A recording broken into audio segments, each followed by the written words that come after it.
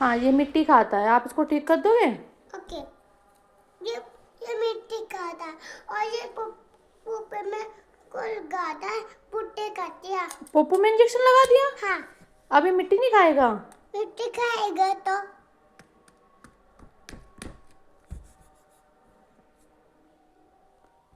और इसको दवाई भी दे देना, फिर ये मिट्टी नहीं खाएगा। ओके। Okay doctor. कितने पैसे हो गए डॉक्टर आपके? 8। 8? लो आपके पास है। लाओ। Thank you doctor. आपके बच्चा ठीक हो गया। मेरा बच्चा ठीक हो गया? हाँ। थैंक यू सो मच तो पता कहाँ है? डॉक्टर। मेरा दूसरा बेबी भी है, ये लो। क्यों? आप इसको ठीक कर दोगे? हाँ। ये काफ़ी दिनों से खाना नहीं खा रहा।